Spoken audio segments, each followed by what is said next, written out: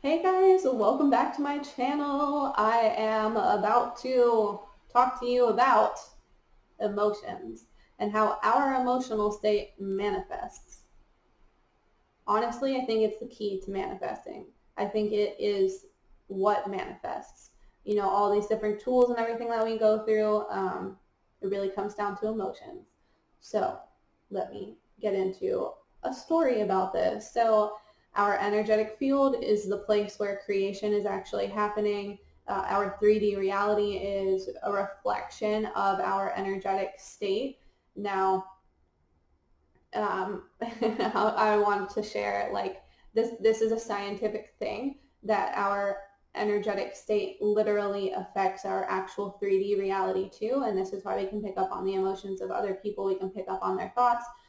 They can do brain scans of your brain. They just put like the nodes and the net things on your head because brain waves come out when you're thinking and you're feeling.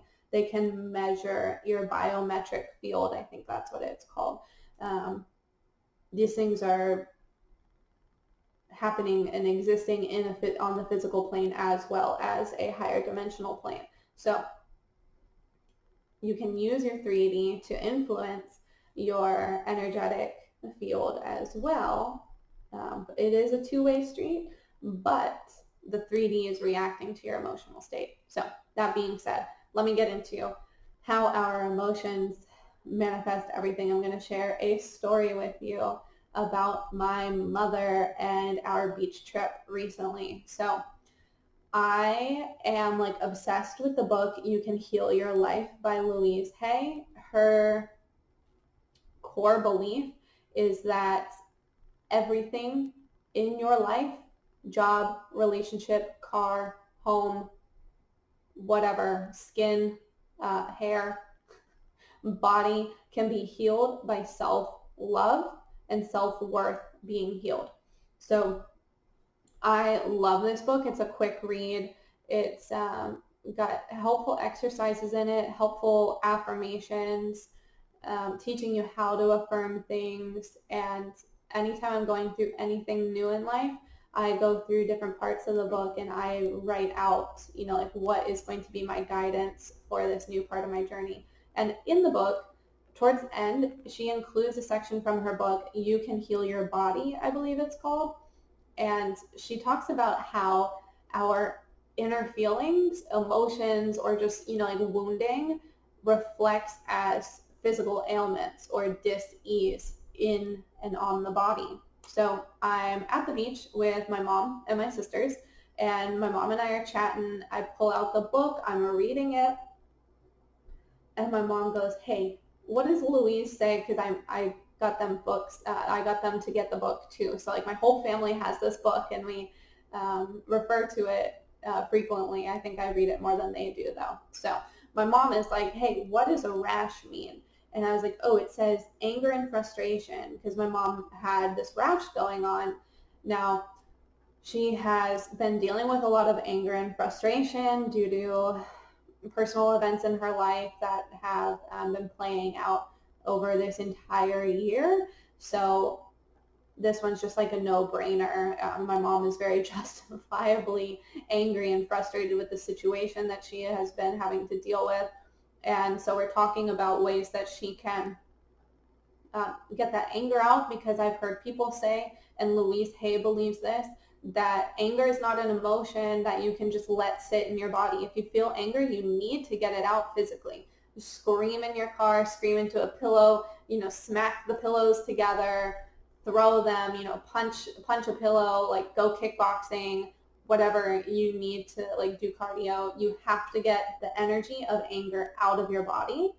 Like sing along to angry music, but like you have to get it out. Or it's not just something you can process. Like you have to let it out or else it will manifest. So we're talking about this, and we get on the subject of how my mom spends a ton of time gardening. She's a landscaper. She loves it.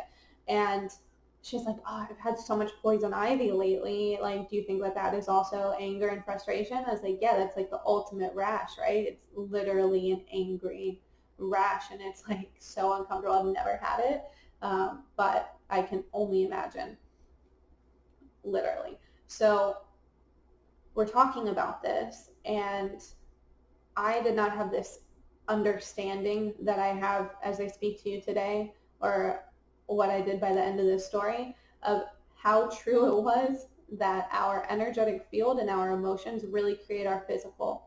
I believed in what Louise Hay was teaching, but it just didn't quite fully, like, I didn't have all the pieces of understanding. So there was trust and there was faith in it, but I was still missing little pieces, and I asked the universe to show it to us. How do I explain this to my mom? So she starts backtracking, and this is why I asked, like, oh, how do I explain this to her? Because she starts backtracking on what we had just talked about. She's like, you know what? I think that sometimes I just run into poison ivy. It doesn't really have anything to do with my anger. Like, you just touch poison ivy sometimes.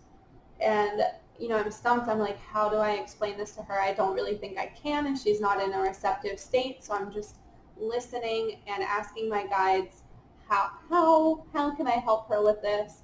And as she's going on about this, a wasp, I watch it, lands on her arm, stings her. Like, she wasn't moving. This wasp just lands out of nowhere and stings her. And I was like, oh my God, this is the example of anger and frustration in your field. And this is, like, on some level, her showing herself that she needs to believe this. She can't just go back on it. She needs to stay in awareness. Now, of course, I'm not saying anything other than being supportive. She's going through a very negative and upsetting experience. She was relaxing on the beach. She didn't even see it come up. It just stung her, like, so upsetting. So we get her taken care of. She's totally fine, just uncomfortable, but we treat things best we can over the next day. And my guides are like, this is it. This is how things react. Like, your emotions create the situations around you. The wasp would have passed along on its way if she was not in alignment for that sting. She would have gardened, weeded around the poison ivy if she was not in alignment with that experience. And I was like, whoa, okay, that's fascinating. And I'm like so excited. I can't wait to tell her what I've learned, but she's suffering from her bee sting. So I'm like, I'll wait till she feels better, right? So the next day, she's feeling good as new, and we're in the ocean, and I was like, I think now is a good time. So I explain it to her. I'm like, yeah, the bee sting was because you kind of denied it, and it was supposed to be a very clear message. But, when someone is actively suffering, not the most receptive time for them to want to hear that they caused their suffering to any degree. So it's best to just hold compassion for their experience and let them process. But we had a really good conversation about it. We had a really great conversation about it. And then I was sharing this story on my Patreon class, and my mom was present listening to it. And, she's like, oh my God, yeah, that bee sting was so crazy. And she was like, oh, your dad's been feeling kind of angry lately too. And then literally in the background, like, he dropped something in the kitchen, and it made, like, whatever he had just cooked shatter and explode everywhere. And I was like, it's another example of how anger is manifesting in your reality. It's like, good thing I'm not visiting right now. It doesn't sound like a fun time. But like, they're working on this together. They're working on this 3D journey of understanding anger and how to process it and what to do with it. So that is 100% her story. That is all I can share about it. I can't get into detail any further because it's just something I observed. But, like, how crazy could that be? So now I want to share a different story about another example of how our emotions are manifesting in our 3D reality, and I'm going to use romantic relationships for this one. So I there was a time in my life where someone like close to me was always receiving flowers from guys she didn't even really care about. Like random guys she would meet on dating apps were just giving her bouquets of flowers, and they were around our house because we were living together, and I was jealous on some level. I was like, this is beautiful. You know, like I want someone to care about me this way, but I didn't realize that that's why I wanted it. I just knew like, oh, I really want flowers. So it became this thing where, um, you know, I was attracting partners that weren't really showing that they appreciated me at all, and this was reinforcing the wounding that I was going through at the time, that I wasn't quite ready to heal. I still needed more evidence to understand what was going on with me. So these partners were coming in to provide that evidence for me. And I carried this whole thing about flowers with me to more presently. And I'm like on the phone with my sister, and I'm like, yeah, no, like I'm dating this new guy and things are really great, but like if he doesn't give me flowers on the next time, like it's just over. And she was like, dude, what are you talking about? Like you don't even like flowers like that. Like if I showed you guys my entire apartment, there's not a single flower in here. Not a dead one, not a live one, not a fake one, not a picture of one. I think flowers are beautiful, but I am not the kind of person who truly keeps them in my house. And my sister pointed this out to me. She's like, you know, I think you should look at why you want the flowers, because I really don't think it's about flowers.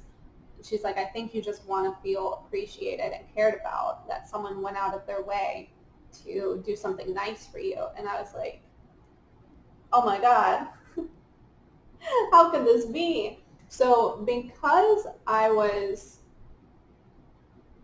putting a manifestation wish of I want flowers, and that was the conscious desire, but the subconscious desire attached to it was I need these flowers so that I can feel validated, I can feel wanted, because I don't feel wanted. So the subconscious desire was to continue not feeling wanted because that was my self-concept, that I didn't deserve it, that I didn't actually deserve the gesture or the emotion behind receiving flowers. Like I was like, yeah, no, people, because I actually manifested a stranger coming up to me in a parking lot, just a really nice young man, and he's like, you just look really nice today, and I wanted to give you this flower. Like, I don't know what the story was, why this man randomly had a very beautiful long stem rose. If you, for some reason, watch this video, thank you. I think about you and that beautiful gesture frequently. Not like in a weird way. Anyway, but I manifested strangers giving me flowers. So what's going on with, you know, okay, I don't feel worthy of that type of action, and what I tie to it, you know, I'm tying the significance of it being me being appreciated by that person, and also signifying commitment as, sorry, I was having a realization of like how deeply I manifested this. Crazy, crazy. It's just like when you're a master manifester, man, everything, which we all are, by the way. When I say that, like we all are. We're all manifesting everything, which is like a daunting, intimidating, and can even be a triggering realization to accept. But anyway, I was really desiring to feel loved and appreciated, but I didn't feel I deserved it. So I kept manifesting situations where I did not feel loved and appreciated, because my conscious brain was like, flowers, flowers, flowers. And my subconscious brain is like, man, you really need to heal this. You need to heal this. So, okay, we got to keep giving you situations in your 3D reality so you see what needs to be healed. So that's why when we're repeating old cycles or repeating things in the past, we haven't come to figure out what it is we need to heal, and we haven't decided that we're worthy of healing it yet. That's why things will repeat themselves until you get the message across. It's just a part of you trying to help itself. It's like, help me, please, heal this part of me. So going back to the whole flower thing, once I realized I wanted to feel loved and appreciated and had nothing to do with flowers, I was able to manifest this once I came into a place of feeling worthy. Now, I still haven't been able to bring flowers back into the equation because for years it carried such a weight that it's scary. And I think maybe I still have some wounding around the actual act of flowers because I tied it to it. So I can manifest feeling loved and appreciated, but flowers is a whole other story for me. But yeah, when we are asking for something that carries limiting beliefs with it, that discomfort of the limiting belief will be reflected into our reality probably more so than the thing we're asking. Okay, I just thought of like the best metaphor for this. I was at dinner with some friends last night, and it's like when we are asking the universe for something and not realizing what the true desire is, it comes across like very confusing, right? The universe is like trying to help us figure out what it is that we're actually trying to ask for so that we can ask and actually receive it. So one of my friends, she was looking at the menu and she was talking to the waiter and she was like, can you describe like what the mussels are like here? And he would say, he was answering her. I honestly don't know a whole ton about them, but I remember she was like very put off by the fact that they would come warm and that they weren't coming with like certain aspects, and that you couldn't just order them like as like a group, like you couldn't decide how many you got, all these different things. And I watch her back and forth, and then our other friend at the table is also getting involved in this conversation, and they're asking her questions. She's bouncing back at them, and come to find out, she was thinking of oysters. And she just had it confused in her head that mussels and oysters were the same thing. So once she figured that out, she was like, oh, what I want is oysters.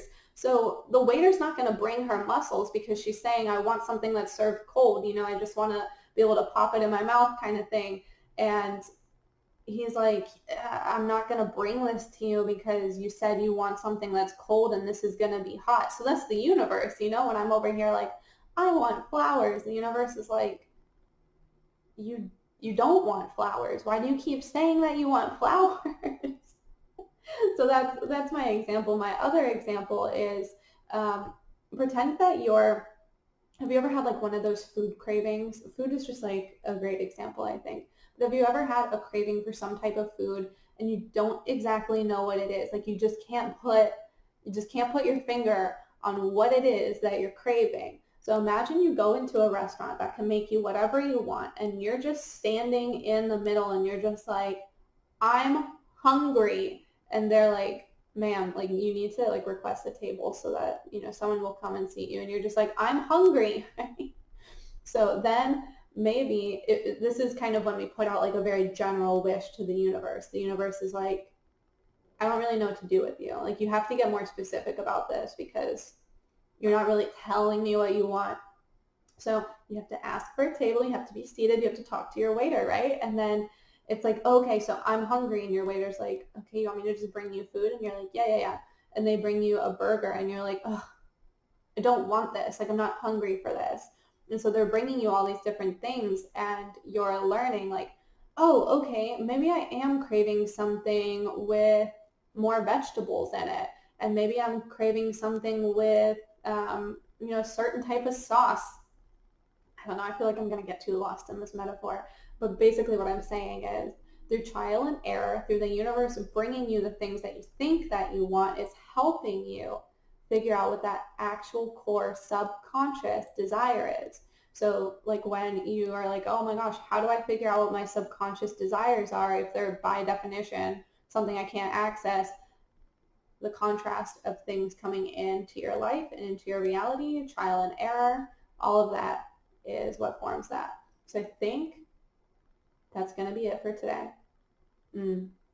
Yep, that'll be it for today. I have another one, but that's going to be a video on living in the wish fulfilled, which is how you apply your emotions to really, really, really calling in your manifestation and actually getting it. So that will be a whole separate video. Thank you so much for tuning in. If you liked this one, go ahead and give it a thumbs up, drop a comment, let me know what you liked about it. If anything resonated with you, please feel free to share. Do you have experiences like this? How has this shown up in your life? What have you learned through manifesting and in your journey in this lifetime? What else can I explain for you? Let me know any questions you might have. Feel free to share this video with anyone that might like it.